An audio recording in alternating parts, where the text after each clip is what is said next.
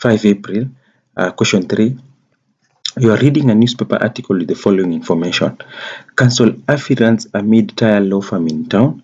She is lucky to have been recently appointed as a part-time member of the Judicial Service Commission. She has been juggling both the commission work and her usual litigation. She regularly litigates before one of her fellow JSC commissioners, who is a High Court judge. Afi and the judge have first become friends. She looks forward to litigating before him, as she is always assured of a favorable outcome. Afi has also noticed a boom in business since she became a JSC commissioner. Perhaps this is because her matters are always listed first in the cause list and she gets her orders speedily, to the chagrin of other advocates. Afi has a civil matter in the magistrate court. In the course of the case, she becomes aware that her key witness will bring material evidence that will destroy her case. Conscious that Kenya's system is adversarial and with concurrence from her client, she makes all effort to prevent this witness from appearing in court. She succeeds. Opposing counsel Sumi gets wind of these shenanigans. He organizes with the court registry personnel to ensure that this matter case file disappears. Counsel Sumi is determined to teach Afi a lesson she will never forget by ensuring that the matter drags on as long as possible, making as many applications as possible in the matter with the ultimate aim of reporting Afi to the LSK for her disbarment. Meanwhile, the court registry personnel, unable to sleep at night and tormented by demons because of what she did, confesses to the magistrate about disappearing the case file. The judicial officer is contemplating citing counsel Sumi for contempt. As a newly admitted advocate, you are appalled by what you are reading. You cannot believe that the legal ethical standards in Kenya have dwindled so much. A. Discuss the ethics of the matter in the magistrate court. B. In the circumstances of this case, advise the judicial officer on the applicable law and requisite provisions on what constitutes contempt. And C. What ethical test should Afi have undertaken before engaging in the JSC work? So that now we understand the question. You are just reading a newspaper article and you have been told that Counsel Afi runs a middle-tier law firm in town, but she has been appointed as a Judicial Service Commission member, and she has been juggling between the two, litigation and commission work. But now she regularly litigates before one of her fellow JSC commissioner, who is a High Court judge. And Counsel Afi and the judge became good friends. Now her matters are always listed first. And Afi has a civil matter in the magistrate court. And in the course of the case, now she becomes aware that her key witness will bring material evidence to destroy her case. And now she makes all efforts to prevent this witness from appearing in court, and she succeeds. Now the opposing counsel Sumi get wind of those shenanigans and now decides on her end to make sure that the file disappears, so that she will teach Afi a lesson. And she also does a lot of applications to drag the matter. And now the court registry personnel decides to disclose this move of disappearing the case file. Now, you're supposed to discuss the ethics of the matter in the magistrate court. Mr. Chadwick and Mr. Stephen, what is the examiner really looking at when we are told to discuss the ethics of the matter in the magistrate court?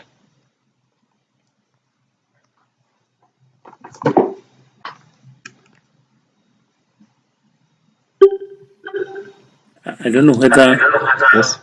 in this particular case we go for the SOPEC. Is it an ideal way of answering that question? Remember, there are other legal documentations apart from SOPEC. Yeah, there is SOPEC, then there is the Advocate Act. That is very, very important. And I think if I was to go through the Constitution and bring in the aspect of Article 10, led together with Article 78 of the Constitution, that is on the principles of ethics and governance. I look at it from those three angles. whereby look at the role of judicial officer, because an advocate is an officer of the court. And I think when you talk about the role, there is a cadre, and you talk about an officer as an obligation, first of all, to the court, to the client, to the public. Is it to the court, to the public, to the client, to the fellow advocate? I'll look at that kind of direction for me to answer this question, but I need now to frame my mind and see. If I was to handle that case, I would pin it on the Constitution. After pinning it on the Constitution, I would look at other provision like the Advocate Act. I'll also look at the SOPEC, among other provisions of the statutory provisions. Thank you so much, Mr. Stephen. Mr. Chadwick. Perhaps just to also add, I'll try to navigate this question by looking also at the UN basic guidelines on qualities of an advocate, in terms of what are the ethics that governs the profession, like what is expected of an advocate. Because we have discussed the ethics of the matter in the magistrate court. So I'll look it in that perspective. And also a bit of SOPEC is evident. In terms of SOPEC 8 on the fiduciary duty to the advocate is a defender of the law, and some conducts are not from the fact pattern, are not what is expected of Mr. Kasu Afi. So I think I'll look at it in that perspective, just to add on what Mr. Stephen has said.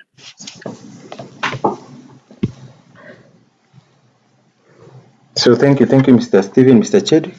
Remember, we are in the magistrate court. We also have judicial service, code of ethics. We also have recusal allegations also arising. Also, that is also a way of looking at it outside the box.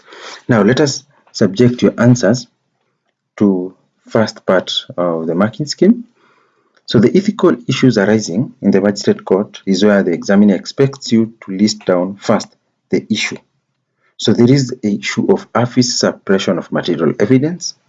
So although proceedings are adversarial, an advocate is also an officer of the court and must promote the administration of justice. Office deliberate efforts to prevent a material witness from attending court merely because the evidence will damage a case are unethical. So her conduct potentially amounts to interference with the proper administration of justice, an attempt wrongfully to interfere with a witness contrary to section 121(1)(f) of the Penal Code, breach of her duties of candor, integrity and fairness to the court, and professional misconduct under section 61 of the Advocates Act, being disgraceful or dishonorable conduct incompatible with the status of an advocate. Client instructions or concurrence cannot justify misconduct. AFI should have advised her client that she could test the adverse evidence through lawful examination and submissions, but could not suppress it or obstruct the witness. So you have even gone ahead to cite the relevant provisions that the counsel is violating to confirm.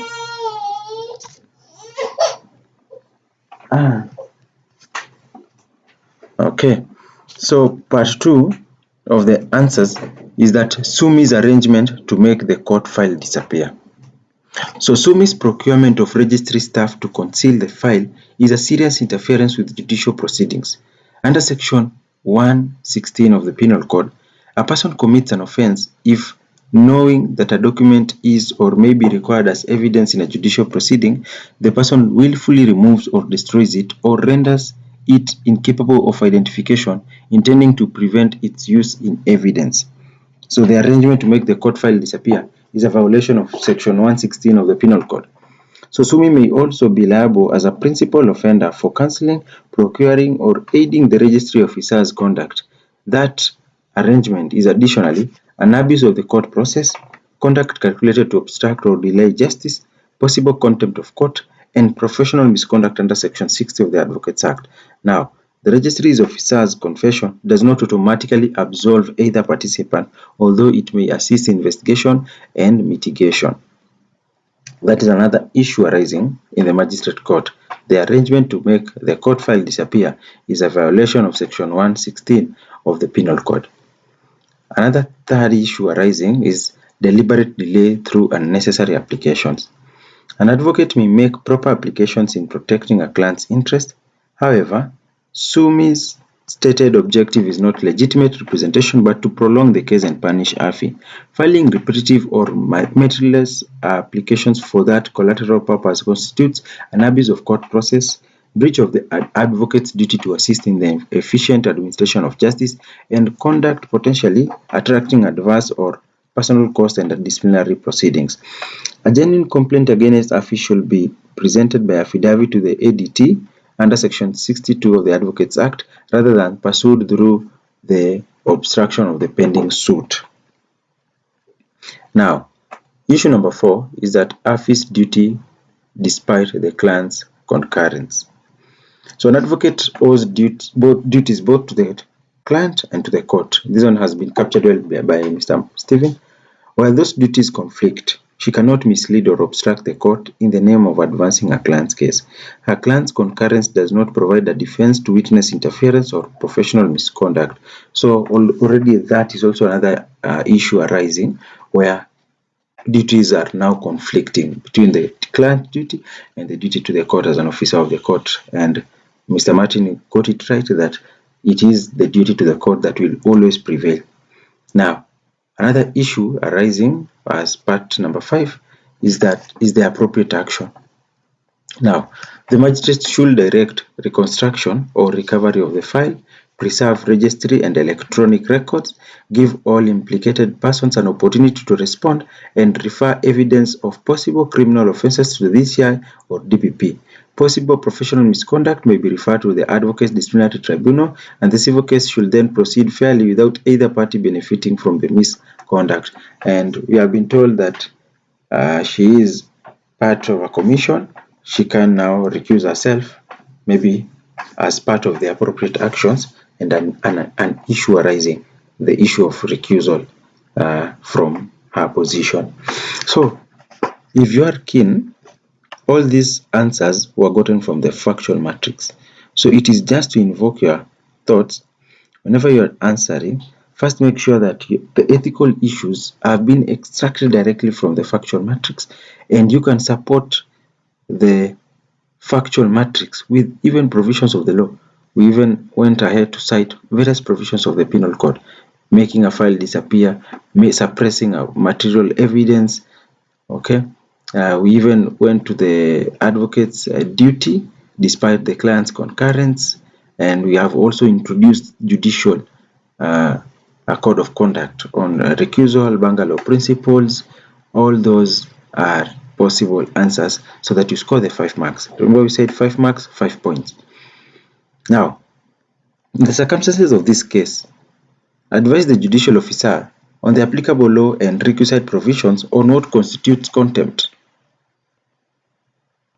Now, advise the JO on the applicable law and requisite provisions on what constitutes contempt. The floor is yours, guys.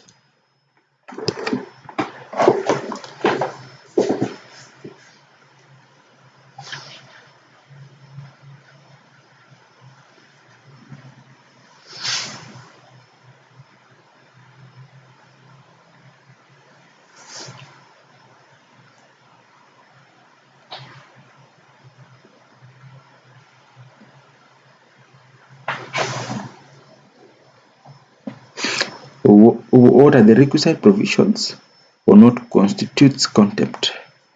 Contempt is a unit that is to be done in that term, and there is a conflicting position of contempt. Should we be bound by the English common law, or should we be bound by the Contempt of Court Act? Or where exactly do we get contempt? Is it from material acts of the law? Yes, Mr. Steven? So when you talk about contempt, I would look at it from two angles, because contempt can either be civil or can be criminal contempt. And I think in this particular case, there is what we call the criminal contempt, whereby if you look at the first instances, there is what we call prejudicing ongoing cases. And in terms of prejudicing is in terms of, I don't know that I'll use prejudicing, but I'll do what we call constructing of obstructing justice. Because if you look at the act of this advocate, is whereby he is willfully interrupting and hindering or even blocking the proper administration of justice.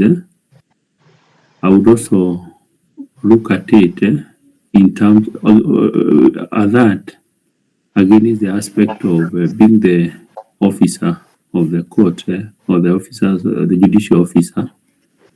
The issues of procurement of justice is paramount, which actually you are not obeying. So I would look at it from the aspect of obstructing justice.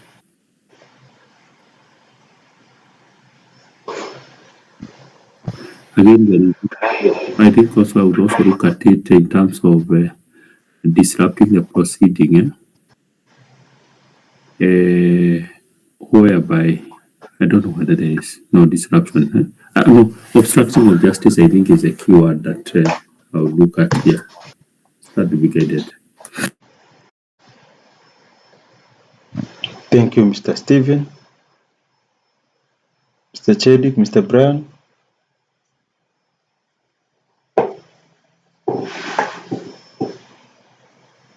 Okay, the question is asking on the applicable law and requisite provision on what constitutes contempt. So, looking at the fact pattern, you look at the threshold or like what will be assessed to qualify as a contempt of court. So, I think recently the contempt of court was declared unconstitutional. The Contempt of Court Act was declared unconstitutional. And there's the other one that you had talked about. I don't know. It was the Contempt of Court Act and the other act that you had stated. I think the other one will apply. And for contempt of court, I think we'll look at the threshold. I'm not aware of the provisions at the moment. It's escaping my mind, but I look at it. But from what Mr. Stephen has said, clearly can see that there is obstruction of justice, and also this collusion to ensure that the file disappear. So this clearly it shows that this a contempt of court. By the fact that someone is preventing a key witness from disclosing a particular information, and from that act alone constitute contempt because you're obstructing the dispensation of justice by concealing a material fact that will assist the other counsel in advancing their case. So that's how I can navigate it. Thank you, Mr. Martin. Thank you, Mr. Chedwick. And the other act that you are referring to is the Judicature Act. Now that brings the common law principles after the Contempt of Court Act was declared unconstitutional, and in particular Section 5 of the Judicature Act. Mr. Brian, any other comments before we disclose the marking scheme?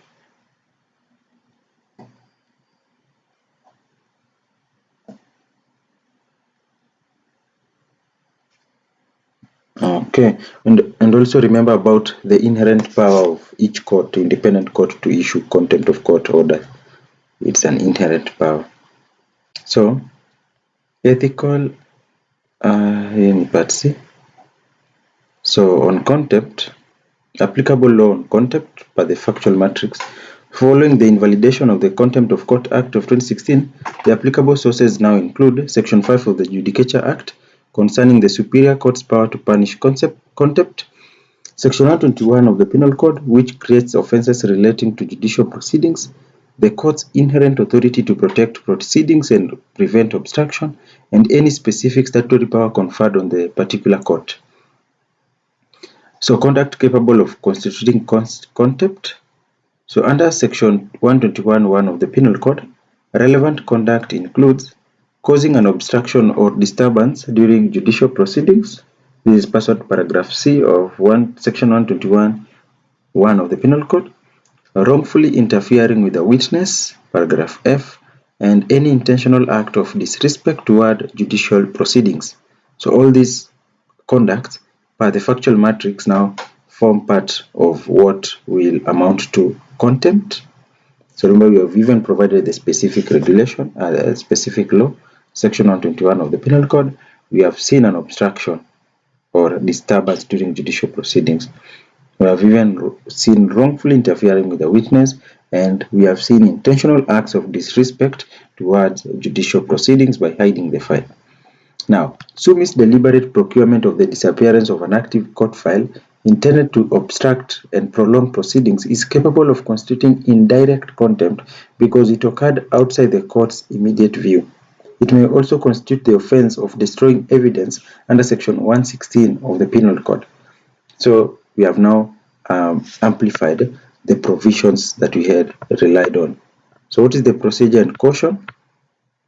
The magistrate should not summarily convict Sumi merely on the registry officer's confession. The summary jurisdiction under Section 121(2) is confined to specific conduct committed in the view of the court. So here, Sumi must receive a clear notice of the precise allegation, disclosure of the evidence against him, adequate opportunity to obtain representation and respond, and a fair hearing before any sanction. Because contempt is quasi-criminal, the charge and evidence must satisfy the applicable heightened standard. So the magistrate should also consider whether criminal investigation and disciplinary referral are procedurally more appropriate than summary contempt proceedings. So that now marks a summary of the procedure and caution that will be taken in case now the examiner required you to go to that extent. But in this case, the examiner only required you to say the applicable laws and what we will amount to a contempt in court pursuant to the conduct before your screens. Yes, Mr. Chedwick? Perhaps there's something that is confusing me with the question. I'm seeing this counsel Afi and then somewhere then this counsel Sumi. I don't know if Sumi is the defendant counsel or because we're reading the fact pattern. Yes. Counsel Sumi just appear from nowhere. We don't really see how he's it is the opposing counsel Sumi for the defendant. Is because he's saying opposing counsel Sumi gets wind of these shenanigans. He organizes the court registry personnel to ensure that this matter Mata's case file disappear. So Sumi is determined to teach Afi. So who organizes, Afi or Sumi? So it is broken down in this situation. Remember, at Council Afi, the ethical issue that she breached is that she obstructed the production of a witness. Okay, so and she succeeded in that. So we are now taking Council Afi against Section 116 of the Penal Code, where she is trying to obstruct material evidence from being disclosed before a court of law. But now it comes to Counsel Sumi, on the other hand, we are seeing a breach Section 121 of the Penal Code and various categories of Section 121. She is obstructing judicial proceedings. She is also obstructing a feature file. Okay, let us go back there. 121. She is causing an obstruction or disturbance during judicial proceedings. She is wrongfully interfering with a witness and any intentional act of disrespect toward judicial proceedings. And now look at 116. Destroying evidence by hiding a file is under Section 116 of the Penal Code. Hapa. So we have combined this to a general answer, but we have not tied ourselves to any advocate. But it is important, at least the second paragraph I mentioned about Sumi's deliberate procurement of the disappearance of an active court file is now an offense of destroying evidence under Section 116 of the Penal Code. So Sumi is tied on Section 116, but Kafi appears to have violated Section 121 of the Penal Code. Is it summing up? Okay, thanks. Because you have been told. But I was wondering. Yes. I was wondering. You have talked about the Penal Code, and Penal Code is good for punishing all the criminal matters. I was looking at destroying evidence, Section 116, although it does not explain the punishment. It is called a misdemeanor. Then you go to the offense relating to judicial proceeding, which is Article 20. Section 20, Section 121. But again, I was also wondering whether, because of the procedure that you're going to follow, these are procedural issues, whether the Evidence Act also play a very crucial role in this particular matter. Because even who alleges must prove, might you not invoke the Evidence Act? Yes, you should invoke the Evidence Act, and by the fact that contempt is quasi-criminal. We have been told that we should now focus on the investigative part of it, so that we have material evidence first before doing the direct sanctions. So I believe now also we will require the Evidence Act. And maybe do you have any provisions of the Evidence Act, or the one you're saying you alleges must prove? But now you're subjecting us to okay, bado itaingiana because the prosecution must have reasonable grounds for charging you. But being quasi-criminal, it is the court suo moto. Which is the court suo moto to do this investigation. Okay, obviously with the assistance of the investigating agency. But okay, I'm also interested to know how contempt of court proceedings are usually conducted at a quasi-criminal level. What usually happens?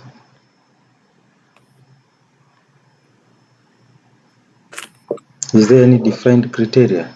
Yes, Mr. Stephen. We have not covered that. I was just thinking in a loud manner. I'm not saying that's a position.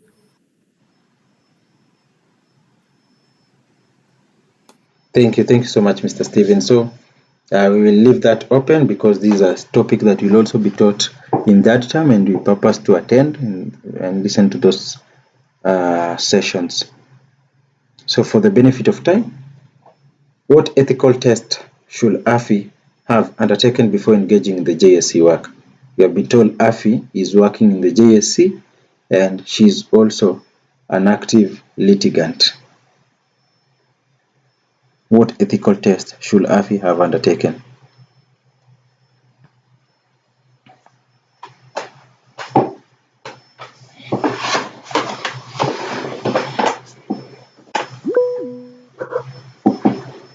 Yes, Mr. Chedi? Okay, maybe if I can attempt the question. What ethical test should Afi undertake? I'd look at it in terms of the conflict of interest test. This is because Afi being friendly with the judge, the High Court, Afi should consider if his relationship with the judge would be so detrimental to amount to having conflict of interest in the matter, and also getting the aspect of priority and these matters being had first, enjoying those privileges and stuff, and using that opportunity to manipulate the implementation of justice in terms of trying to drag the matter in court. I'd look at it in that context. Thank you, Mr. Chedi. Any other member?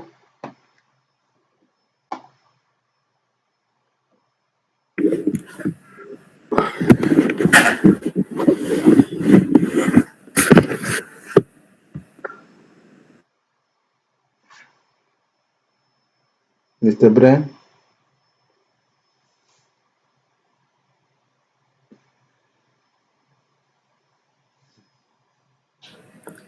I'll have the next one.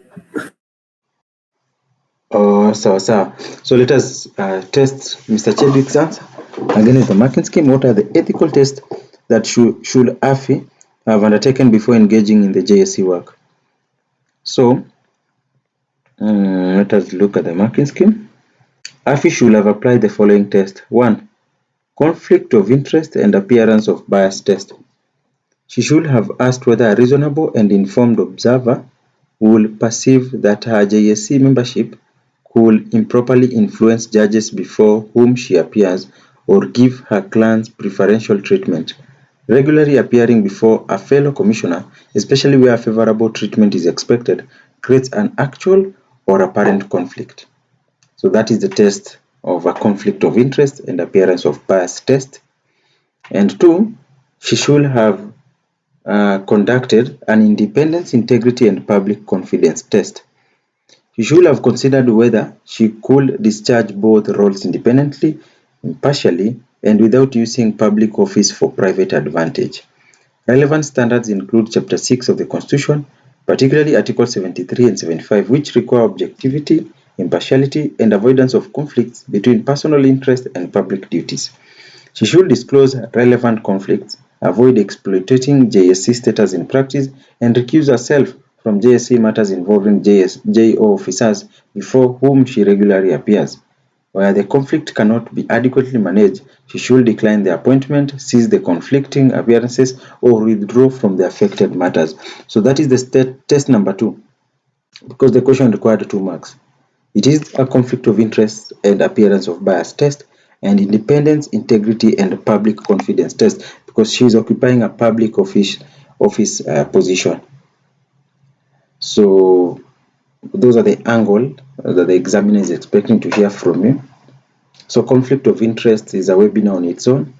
It has landmark decisions like Uhuru Highway decision, Kaplan-Stratton decisions, where various applications were made for a certain counsel to recuse himself because they acted on behalf of a former client and they had material evidence that could have been prejudicial to the other party through confidentiality, etc. And now the confidentiality is materializing to a conflict of interest scenario. There is applications for recusal of a judge, and the test is clear.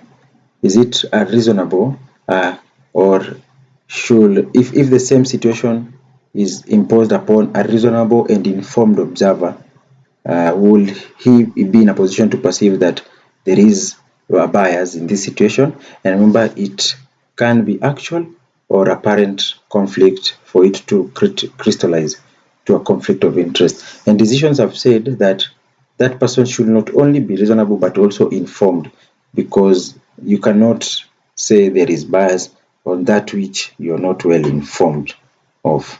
So also take note of the Public Officers Act and chapter 6 of the Constitution. Remember, there is a guideline for ODPP. So there is ODPP's code of practice. I saw something like that.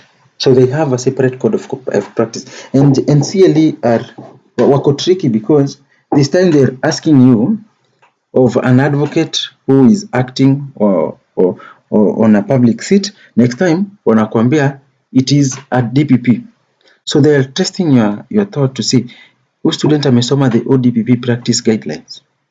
Okay, do you understand the potential conflict of interest that can arise as an ODPP? Because last time waliuliza about appearing on behalf of a county government, and at the same time you are doing a taxation for a private law firm. So have you read on who amounts to an officer under section 10? So what are the limitations on taxation from those advocates? So they are testing your deeper analysis of various situations zenye utajipata as an advocate. So be keen on such conflicting positions from CLE. So question 4, you have been instructed by Mr. Mlachangu to represent him in a criminal case before the Chief Magistrate Court at Makadara, where he is accused of having stolen someone's goat. He was initially arrested in 2019 but was not charged. At that time, he was released on a police bond. He pursued the police to arraign him in court without success. Every time he will be informed that the police were waiting for the approval from the Director of Public Prosecutions, which was delaying. When he expressed an interest in a by-election, his opponents decided to revive the case. He wants you to act for him in the criminal case, but you also want him to file a constitutional petition to challenge the powers of the DPP to charge him in the circumstances. He seeks to know how much you will charge every time you attend court for the criminal case and the cost for issuing opinions for him to him for the two cases. He also wants to know the instruction fees for instituting the criminal petition, given that it is not a complex matter. Citing relevant provisions of the law, advise Machangu on the law governing the charging of fees by advocates. 10 marks. So briefly, you are an advocate instructed by Mr. Mlachangu to represent him in a criminal case before Chief Magistrate Court at Makadara. So this case had stalled since 2019. There is no movement, but when he declares an interest in a by-election, now the opponent decides to revive the case. Now, he has approached you saying that you are to act for him in the criminal case, but you also want him to file a constitutional petition to challenge the powers of the DPP to charge him in the circumstances. And now he seeks to know how much will you charge every time you attend court for the criminal case, and the cost for issuing opinions to him for the two cases. You also want to know the instruction fees for instituting the constitutional petition, given that it is not a complex matter. Now, citing relevant provisions of the law, advise Mlachangu on the law governing the charging of fees by advocates, and the question carried 10 marks. This is the last session that we did before going for orals. Any member?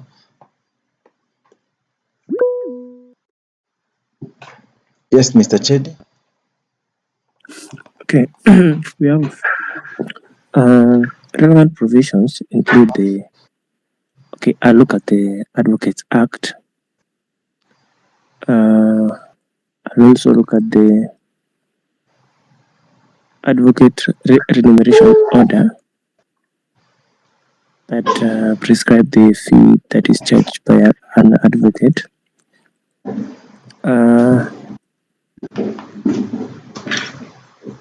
Because this is not the instruction fee, I'll go by the Advocate Act. Looking at the last class, we talked about lien.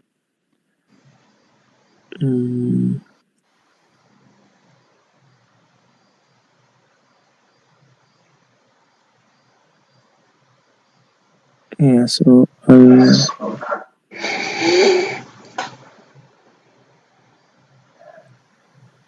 I think that the provisions of the advocate remuneration order will apply. Let me look at it in a deeper lens to get to see which exact provision will apply here. Thank you, Mr. Cheduk. And in your status, umeweka kitabu ya George Omonsa Okeo, and the title is Taxation of Bills of Cost, Principles, Procedure, and Practice. So this is the current book. How much is it costing? I've sent a photo of it in the WhatsApp group so that people can appreciate the book also. Then we have Mr. Martin going second, then Mr. Stephen, the third person. All right. Good morning, everyone. I think for me, I will look at it from two perspectives. Number one, of course, the Advocate Act, as Cheduk has indicated, but more so, I'll be guided by Section 45 that speaks about the retainer agreement. Because number one, we need to be able to institute a retainer agreement so that we do not have any conflicts into the future, dispute into the future. So I think I will be able to institute a retainer agreement that will be signed, will be in writing and signed by the client. And more so, I will also be guided by SOPEC 4 on the professional fee, that I should not be able to add a cut. So in that case, I need not to charge below the ARO. So I'll also be guided by the ARO 2014 so that I do not add a cut and ensure that I'm able to charge fees that deflect the profession. So I think probably the other thing that I will also want to be able to look at, I also need to be guided by the fact that remember, despite the fact that you have two matters that I'm supposed to be looking at. We have the constitutional petition and the criminal proceedings that you have to be able to look at whether you have that competence within the firm, so that if at all you don't, then it means that you need to be able to see how that will be executed. I think those are what I'll be guided with. Thank you. Thank you, Mr. Martin. That is a strong answer. Mr. Stephen. Thank you. This matter is, if you look at the amount of marks that is awarded to this question, it's indicating you that you need to look at a lot of details. As my colleagues have said, I'll look at the advocate fee charging, and this one then goes straight to advocate remuneration order, and look at the necessary provision that talk about the issues of fees. That way you should not have a charge, neither should you undercharge. Then I would also look at the Advocate Act, because it's also talked about set the framework for the minimum mandatory standard scale for both contentious, that is both court-based and non-contentious issues. Then in terms of now, when we talk about remuneration order, specifically I look at section 44, read together with section 81 of the Advocate Act, whereby it standardizes fee for drafting document, filing court process, giving opinion, and managing transaction. I will also look at the ban on undercutting, whereby you should not charge below the statutory minimum scale, which is illegal and which constitutes professional misconduct. My colleague has talked about the written agreement, whereby an advocate and client can agree on higher or alternative fees such as hourly. You can agree, are you going to be paying me hourly, or are you going to pay me a retainer for this particular case? But this one again is a special kind of an agreement. Again, the other thing that I would also look at is prohibition of contingency fee. And I think there is a word that we normally use, champati, where you say no win, no fee, or taking percentage of the court recovery as a reward, which is actually prohibited in law. But in terms of this case, there are a number of things that will influence my charge on this case. First of all is the variant complexity. Given that it's not a very complex issue, maybe it will not attract a lot of high fee. I think I will also look at the issues of my status as a counsel. Remember, there is the seniority and the experience. Is this guy coming to me because I'm a very experienced advocate? Those are some of the factors that will influence my charge. Then there is also the issues of time and effort. How much time, how much effort do I need to take to this into this case? That is the way I would look at that particular case. Thank you so much, Mr. Martin and Mr. Stephen. And maybe to add, remember 2026 April paper also asked students to cite the principles applicable for taxation, because taxation is also part of charging fees if there is a disagreement with the retainer agreement on the fees claimed. And there is judicial discretion, where the taxing master will exercise unfettered judicial discretion. And there is the value of the subject matter to be considered. There is public interest and access to justice. There is no rigid formula. There is no fixed mathematical formula for exact figures. And remember, being a constitutional petition, it is to be governed in a certain schedule of the RO, and it inakonga minimum of 200,000. So let us look at the marking scheme. We see what the examiner really expected us to break down for us to score the 10 marks. But I'm really impressed in your answers. You have done it at justice. So advice on advocates' fees. So the advocates' remuneration in Kenya is principally governed by the Advocates Cap 16, the Advocates Act Cap 16, particularly Section 44 all the way to 48, and the applicable Advocates Remuneration Order. So Mlachangu and the advocate may either execute a valid written fee agreement or allow the fees to be assessed under the Remuneration Order. 1. Written fee agreement. Under Section 45(1) of the Advocates Act, an advocate and the client may agree on remuneration before, during, or after contentious business. 2. For instruction fees and court appearances in civil proceedings and for conducting criminal proceedings. So the agreement is valid and binding only if it is in writing, clear on the agreed remuneration, and signed by Mlachangu or his duly authorized agent.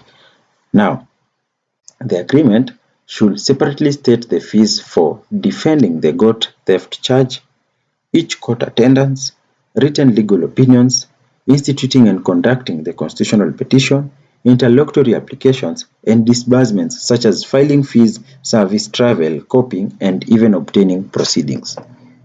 So correspondence may constitute an agreement only where it clearly records an offer and acceptance fixing the remuneration. This principle is reflected in Leonard K. Mbuvi, Trading as Katunga Mbuvi and Company Advocates versus Clinics Healthcare Limited 2019. So that is criteria number 1 that the examiner is looking at. Are you in a position to tell us the principal acts?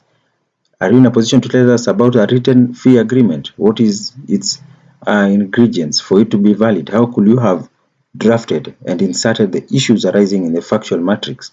And 2, fees for the criminal case and court attendances. Under Section 45(1)(c), the parties may enter into a written agreement fixing a global fee for conducting the criminal case, a separate instruction fee, a fee for every court attendance, or a stage-based fees for plea, pre-trial directions, hearing, and even submissions. Accordingly, the advocate should give Mlachangu a written quotation stating the amount payable per attendance and whether that amount varies according to the duration or nature of the appearance. If there is no valid written agreement, reasonable remuneration may be assessed through taxation under the applicable remuneration order, and courts have observed that, unlike civil contentious matters subject to prescribed minimums, there is no equivalent prescribed minimum fee for criminal proceedings. This was in the case of Leonard K. Mbuvi versus Clinics Healthcare Limited. So the fee should not be contingent on an acquittal or other favorable result. So take note of that because the examiner knows you will go and cite the minimum wages in the RO, but the RO is silent on criminal charges. So you should be very categorical when you are charging fees for the criminal case and court attendances. So agree on the minute details when entering into such agreement. Now, charges for legal opinions. Advice and written opinions constitute non-contentious business unless they form part of conducting existing proceedings. The advocate and the client may agree in writing on a fixed fee for each opinion, an hourly rate, or a consolidated advisory fee. So separate opinions concerning the criminal case and the proposed constitutional petition may be charged separately if their scope and fees are disclosed in advance. In the absence of an agreement, remuneration is assessed under the applicable provisions of the remuneration order, having regard to such matters as complexity, importance, responsibility, time spent, and the value of the subject matter. So the advocate should not duplicate charges by billing the same work both as an opinion and as part of the instruction fee without clearly disclosing that arrangement. So the examiner is just telling us, in as much as you have separated both litigation from non-contentious work, you will have to particularize where these legal opinions are falling under, then you charge accordingly. Now, instruction fee for the constitutional petition is also an issue arising on its own. The constitutional petition is contentious public law litigation.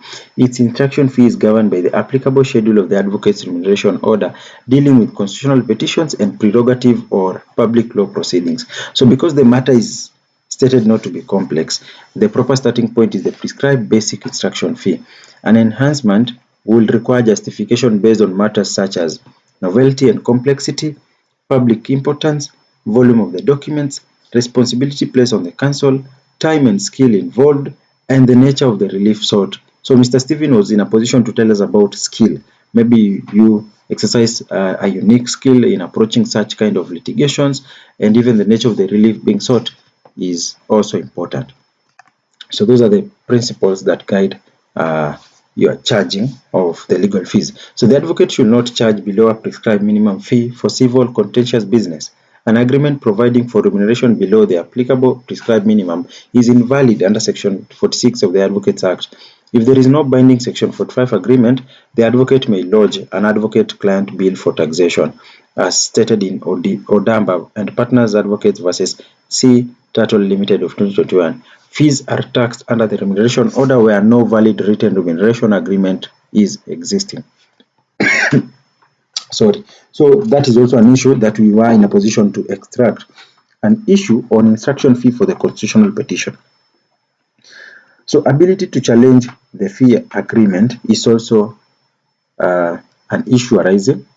A Section 45 agreement is not beyond scrutiny. Under Section 45(2), the court may, upon application, uphold it, vary it, and substitute a just amount, set it aside, or direct taxation of the cost. Under Section 45(2)(a), such an application may be made within 1 year after the agreement was made or 3 months after the advocate's written demand for payment, whichever period expires later. So timelines are very important because CLE next time will tell you that there is a disagreement under Section 45, an agreement was entered between a client and a council. There is a disagreement. Now, take note that in as much as Section 45 agreements bar taxation, nothing bars the court from exercising its discretion in upholding the same, in varying it and substituting a just amount, setting it aside, and even directing taxation of cost direct from the court. Now, under Section 45(2)(a), an amendment that was introduced, such application may be made within strict timelines, 1 year after the agreement was made, or 3 months after the advocate's written demand for payment. Whichever period expires later. So an agreement may be set aside or valid if it is unfair, unreasonable, obtained through undue influence, or otherwise contrary to the Advocates Act. So that we also have another issue. Remember the question carried 10 marks. Recovery and taxation of unpaid fees. Where there is no enforceable remuneration agreement and fees are disputed, the advocate should deliver an itemized advocate-client bill and submit it for taxation. Under Section 48 of the Advocates Act, an advocate ordinarily cannot institute proceedings to recover costs until a bill has been delivered to the client and 1 month has elapsed after delivery. Subject to the statutory exceptions, once taxed, the advocate may seek judgment for the certified amount in accordance with the Act. That is issue number 6 arising. What is the recovery and taxation of unpaid fees procedure? Then, independence and proper advice concerning the petition. The advocate should not recommend a constitutional petition merely to generate additional fees. Counsel must first assess whether the delayed prosecution and alleged political motivation provide a suitable claim under Article 47 on Fair Administration Action, Article 50 on a fair trial, Article 157(11), which requires the DPP to avoid abuse of legal process, and any other applicable constitutional safeguards. So the DPP's prosecutorial authority under Article 157 is independent, and delay alone does not automatically invalidate a prosecution. So Mlachangu must receive a candid advice on the petition's prospect, risk, cost, and possible overlap with the criminal defense. So this is very important because the advocate is trying to bring about a constitutional petition issue to add up on his fees. So that is also an issue that the examiner expected you to cover. So conclusion is that the safest approach is a detailed written and signed fee agreement under Section 45, separately identifying. So these are the marking points. The criminal case instruction fee, because the RO is silent on the minimum. 1. The fee per attendance, because it's a criminal matter. Good. The cost of each written opinion. This is important because we have litigation that is contentious and we have non-contentious business. So it is important we also capture that issue. Now, the constitutional petition instruction fee is also important to have an agreement on that. Charges for applications and hearings, disbursement and taxes, payment dates and deposits, and the consequences of termination of the retainer. That's when you invoke the taxation principles, etc. Without such an agreement, the fees will be assessed under the applicable advocate's remuneration order and may be subjected to taxation. So a quick recap. Whenever you are faced with such a situation, always try as much as possible first to understand the factual matrix. Never skip any or ignore any fact that is laid before you. You should even question the rationale of why an advocate is doing a certain thing.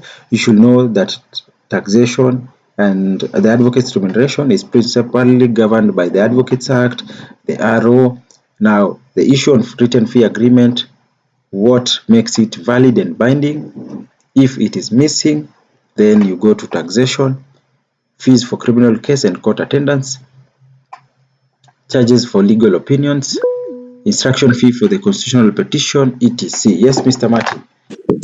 I've noted you have not made reference to SOPEC 4 on professional fees. And I'm just wondering, this being a professional paper, are we not supposed to, I don't know, because I'm looking at this question, 10 mark, and I agree with Stephen, is quite a lot of mark. And we have subjected the question to the retainer agreement. We have also brought in the angle of in the event there is a dispute, then you need to provoke the taxation.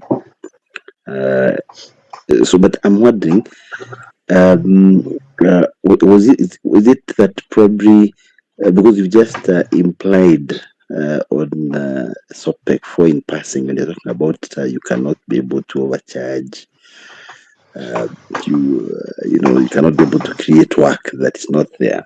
Like for example, in this case, you have a matter that has been lying for so long. So I was just wondering whether probably maybe we needed to speak to that, and also we needed also to speak to Advocate Act section, is it 36 or 37, that prohibits the undercutting, so that you also do not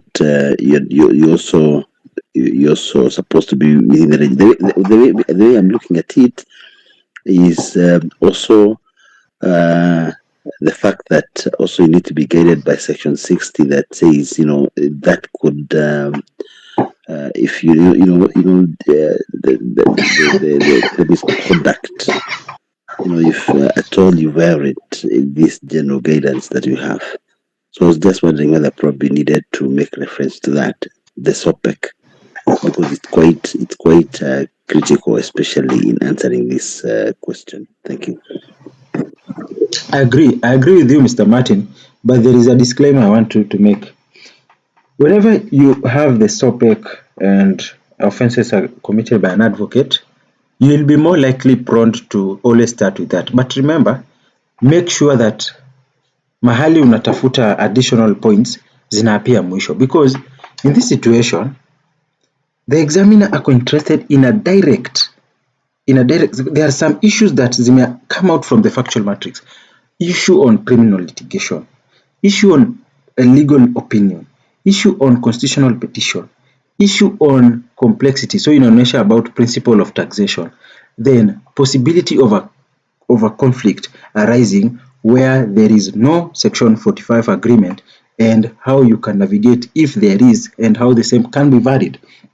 So once kwanza exhaust what you can see, now bring other provisions, because the question is also open-ended. So it is not to say that you should not bring it, but be very careful not to bring it kwa kitu yenye umeambiwa straightforward. Juu hapo umeanza kuleta offenses, and yet maybe the client is not first interested on the anataka kwanza kujua how will this work be governed in the instruction.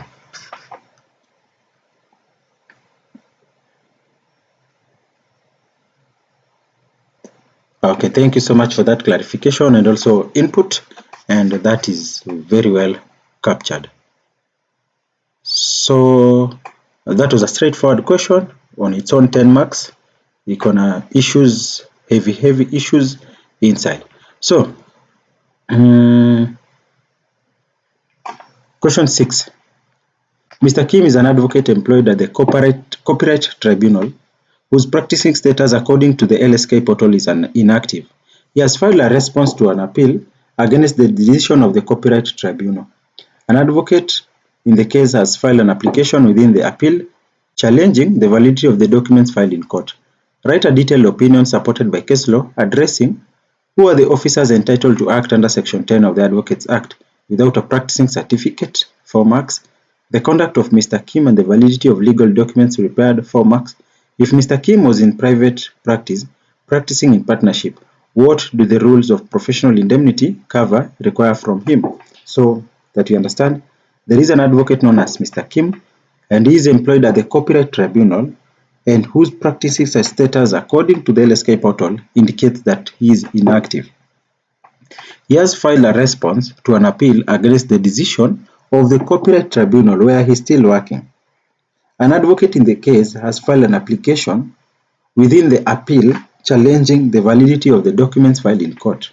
Now we are supposed to write a detailed opinion supported by case law addressing 1.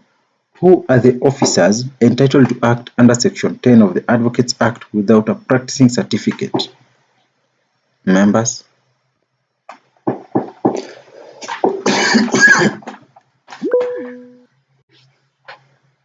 Yes, Mr. Martin? I will make a reference to the Wilson Dolo Aya case and Anaja warehousing case, and also look at the section 34 that talks about the requirement for practicing certificate and the reference made to the documents that are prepared by an advocate who has not renewed their PC. So I guess I will rely on those three to be able to answer to this particular question.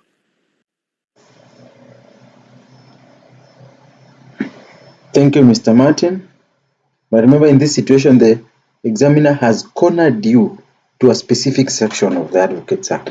What do you do in such instances? That's what I'm saying. There's the act, the section that this is section 34 of the Advocate Act that requires that you have an advocate who's preparing a document should be able to have an active practicing certificate. In this case, from the fact pattern, it appears clearly that Mr. Kim has not renewed his PC.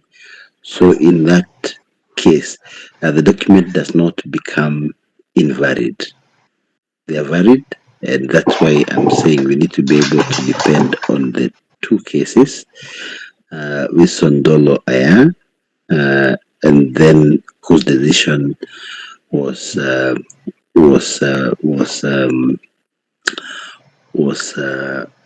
overturned by the Anaja warehousing case that indicated that any document that is prepared by an advocate who has not taken out a PC is a valid document, but any other document prepared by other professions will not be a valid document.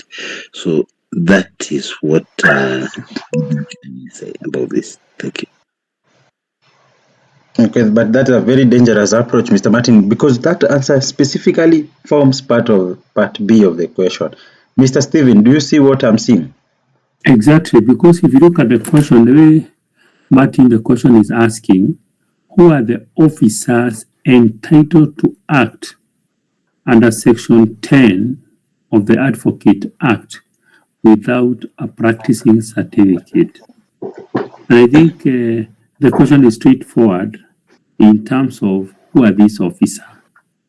And if you look at Section 10, it is talking about certain public officers such as the Attorney General, the Public Prosecutor, State Council, and specific local authority or corporate legal officers. These are the people who are entitled to act in connection with the duties of their office without needing to do what we call annual practicing certificate from the court. And if you look at the details of that, maybe you can talk about the scope of work, which are authorized strictly for official duties tied to the specific public office or department. You also look at and I don't know whether now I'm digressing, there is also the issues of no fee charging, and you can talk about these officers cannot charge private legal fee or bill client for acting in this capacity. Again, there is the issues of what are the qualifications in a prerequisite way. This individual must hold the required professional legal qualification at the time of appointment. So even if they have not renewed, but at the point of appointment, they had a legal requirement. I think also the issues of the general prohibition here, we are talking about private practicing are representing outside interest without a valid practice certificate that now remains an offense under the Act. I think that is the way I look at it, that there are those certain officers, and I look at the parameters that govern these officers under the section that you have given here, Section 10 of the Advocate Act. The Attorney General, the public prosecutors, the state councils, and specific local authority of public. Right now, when you go to the counties, you have the county attorneys and the like. Back to you, Mr. Thank you, Mr. Stephen. And one conclusion you can get is that when you are cornered to a specific part of an act, is to test yourself. You cannot navigate around that section. First, you say what that section means. Then you now try other arguments. So, section 9, ningeshtuka how could I have started with 9 on myself.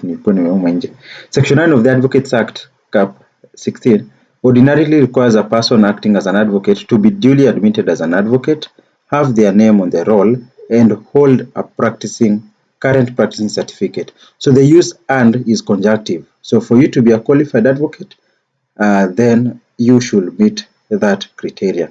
However, Section 10 of the Advocates Act exempts specified officers from the practicing certificate requirement when acting in connection with their official duties, as Mr. Stephen told us, and these include an officer in the office of the AG or the office of the DPP.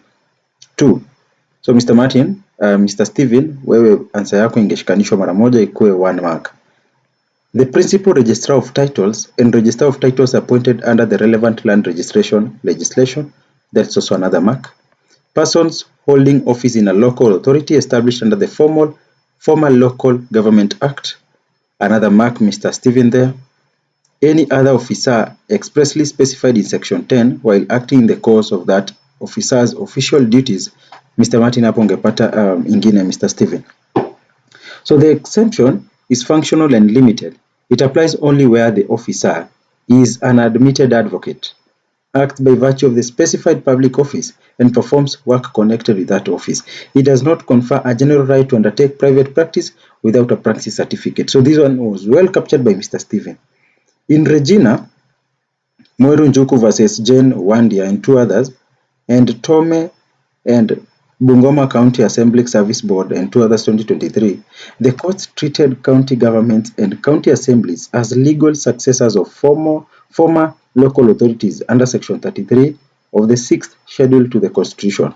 Their legal officers could therefore rely on Section 10 exemption when carrying out official duties. This is important because Mr. Stephen was reading persons holding office in a local authority established under the former Local Government Act and went direct to interpret this to mean county attorneys. What was the source of that information?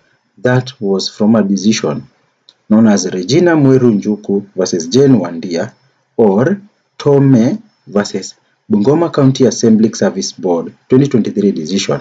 It is where the court treated county government and county assemblies as legal successors of former local authorities under Section 33 of the 6th Schedule to the Constitution.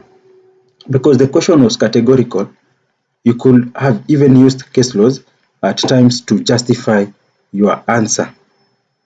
So, first point, you list Section 10 the way it appears, persons holding office in a local authority established under the former Local Government Act, then introduce the case law, Tommy versus Bungoma County Assembly Public Board, and 2 others 2023. So that is a good interpretation of that provision.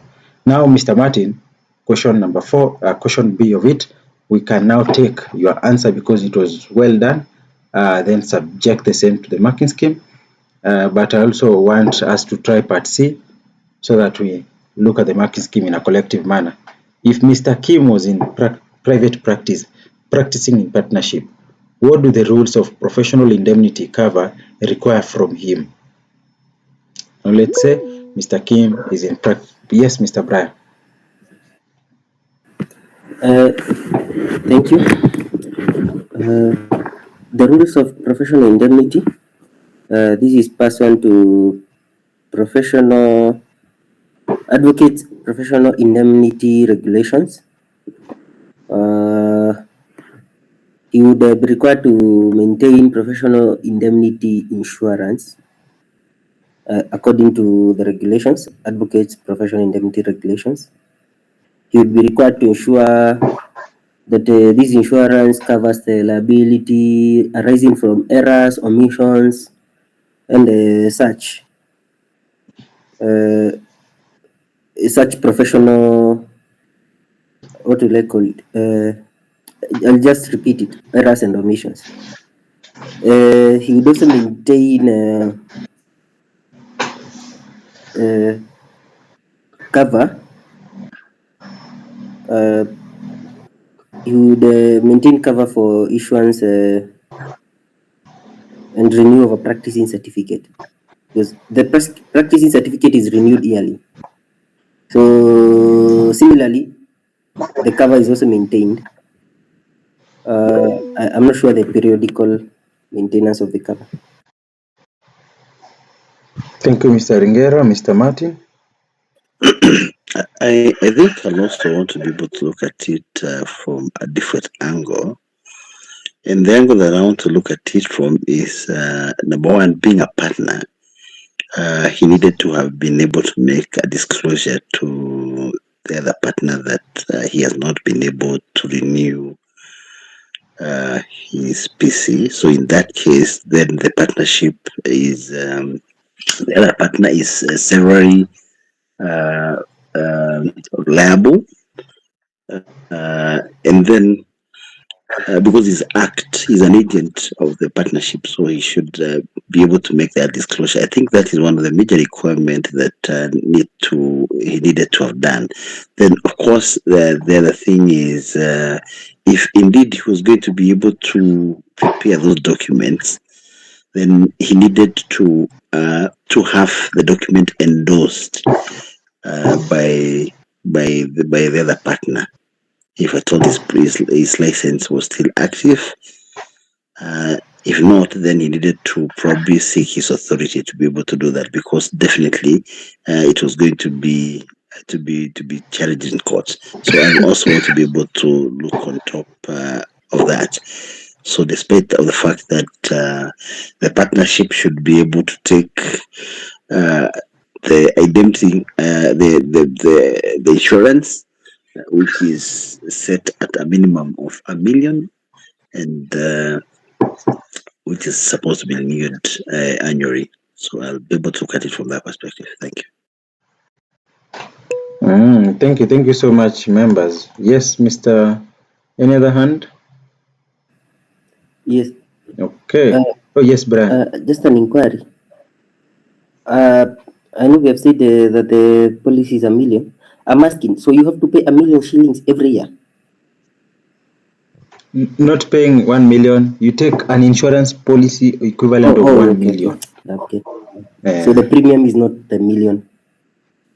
No, because if you want to be empaneled in banks, I've seen a requirement that you should be having a policy of 100 million for you to be acting in a bank. So if you look at the premium charges, equal higher as compared to the 1 million kabisa. Kabisa, not many law firms kwanza. You already own selection imesha kutoa from such kind of activities. Maybe help my brother understand about the insurance. For example, when you take a medical cover and you're covered for like 2 million, it's indicating like if you go to the hospital, you are admitted, the hospital will pay up to 2 million. But now the premium that you pay is not the 2 million. The premium you pay might be like, let's say, 90,000 per annum, or around 100,000 per annum, to be able to cover you for that 2 million. Remember, the way the insurance work is they get your money, they get my money, and they put it in a consolidated fund. It is a game of numbers. Then at the end of the day, it's a matter of probability. Those who get sick, they are covered by those who don't get sick, yet they are paid a premium. Thank you. Thank you, Mr. Steven. I heard somebody saying the reason why insurance is gonna delay kulipa is because they have inserted your money in a money market fund. So wakati unataka walipe, wanakuambia no, come for second medical, file a declaratory suit, wakati wanajua pesa yao inaendelea tu kuzaa interest. So professional indemnity requirements in a partnership.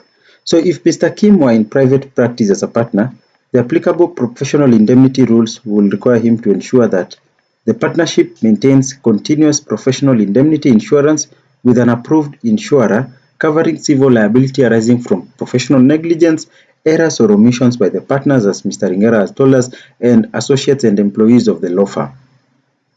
So that is one of the rules that you will observe. The prescribed minimum cover is maintained for each practicing year, and evidence of the policy is supplied when applying for or renewing practicing certificates. In fact, it is a requirement. The cover should extend to liability arising from work done in the firm's practice, including liability attributable to the acts or omissions of another partner or employee for which the firm or its partners are legally responsible. Each partner must ensure that the firm's cover is valid and adequate. Practicing through a partnership does not eliminate the individual advocate's regulatory obligation. And professional indemnity insurance ordinarily does not protect deliberate fraud, dishonesty, criminal conduct, fines, or penalties. It principally covers civil liability for negligent professional services subject to the policy terms and statutory requirements. Yeah, so let us do a recap of the rules required. So the rule first is the partnership maintains continuous professional indemnity insurance with an approved insurer, and there is a various angle.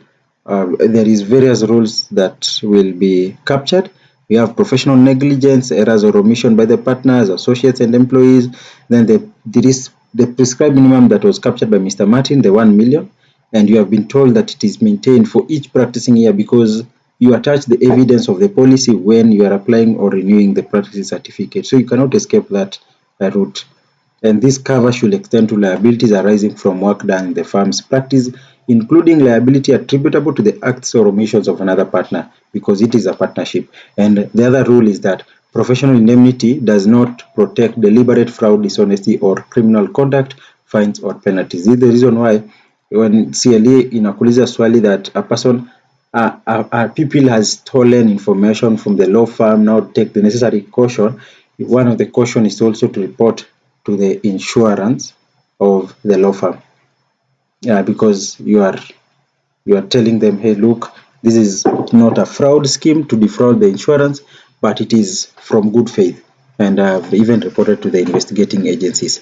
So now this will mark the end of the Professional Ethics 2025 paper, because we said we try as much as possible to have 2 sessions only for one paper, so that now in the evening we finish up with the conveyancing paper, because you realize conveyancing paper si mchezo, and it is best suited for the evening sessions because of even drafting aspects of it. So let us finish conveyancing today in the evening, then we start a new criminal litigation. Pia iko na issues, let us do criminal litigation in the morning kesho, but we will not avoid easy units. Pia in quotes rahisi, trial advocacy, LWD, LPM, also we must put more work on them because the questions hapo zinarudiwa as compared to to these technical in quotes units. So me from my end, that is my closing argument, unless there is an individual like on something to say.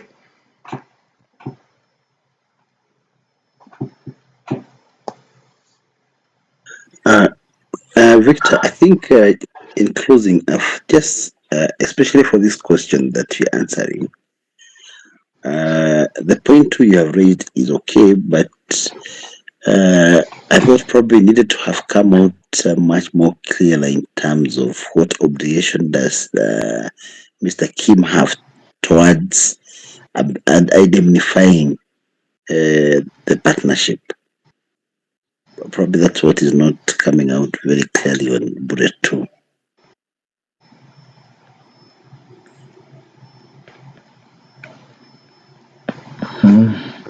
Yes, I get you nakupata. What do the rules of professional indemnity cover require from him?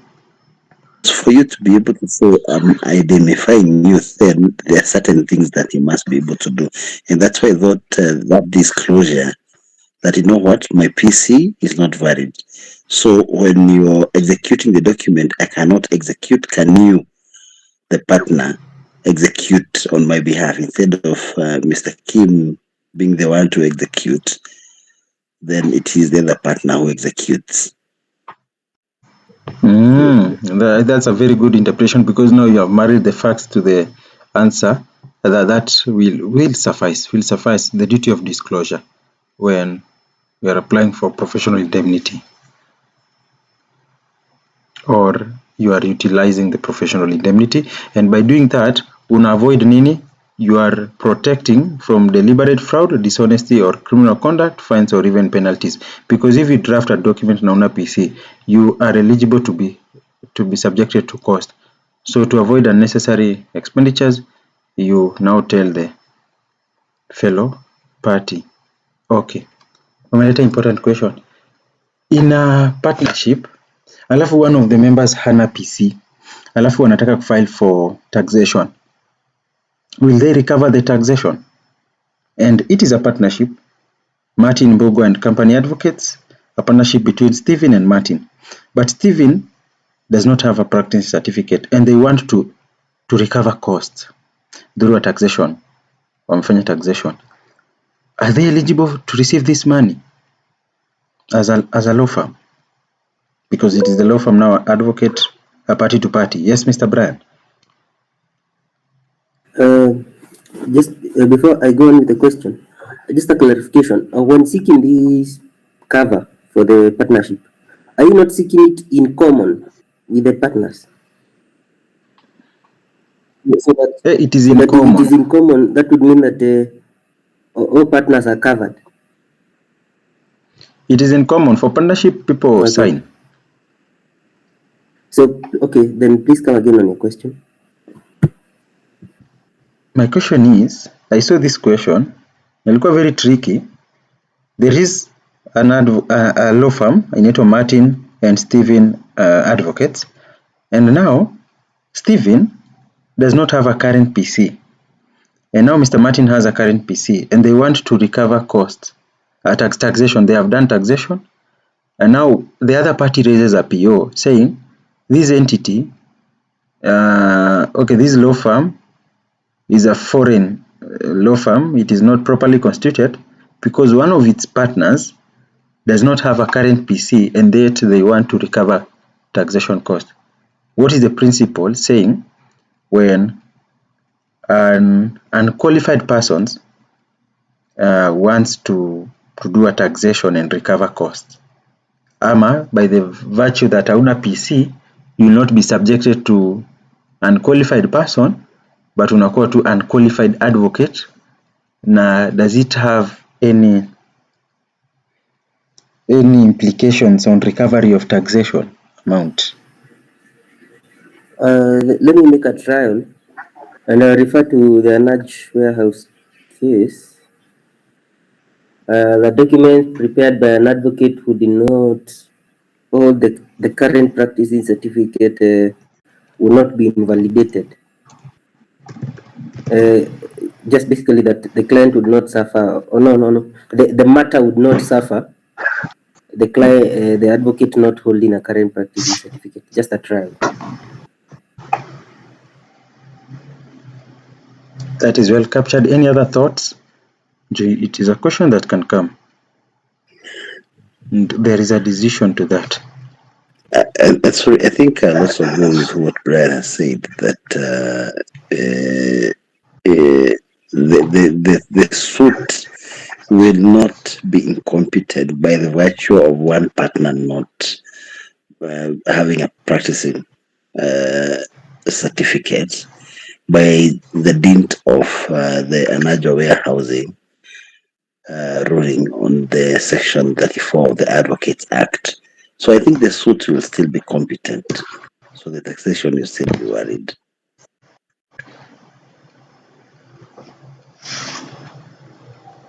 Mr. Chedwi?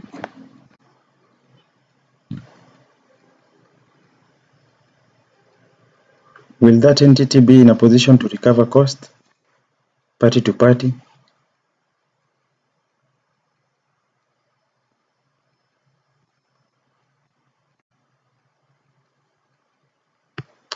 I'm looking for a certain document that I did where I was analyzing that part.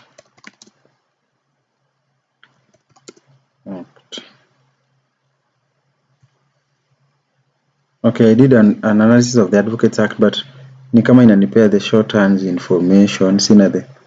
I must look at it, then nipige screenshot, I send that decision. And reading that decision, the court declined. Wakisema that this is a foreign entity because one partner did not have a current PC and you cannot now recover the taxation cost. So let me send that decision so that you also read on it for yourself and see the rationale then. Maybe when you do now the session you are conversing, let us start with clarifying that point first so that I give you time to research. Is where I'm feeding information directly to you. This is just brief notes. Haiko hapa. Iko kwa Advocates and Act analysis where we went section by section and we came at that section na tuka realize there is a decision yenye inasema hey, look, you cannot recover costs if you're an unqualified person. Unaona, even nimeproject hizi brief notes. Unqualified persons plus offenses. Unqualified person acting as advocates, you can be given contempt or offenses, or it can constitute an offense. No cost claim, you cannot claim cost. And then to section 34 on your prohibited document preparation by unqualified persons. By the fact that I'm a current PC and you're an advocate, does that make you an unqualified person? Okay, so that is a food for thought. Let us meet Majioni to clarify that discussion. Okay, good day. Okay, so members, good day. Let me end the recording.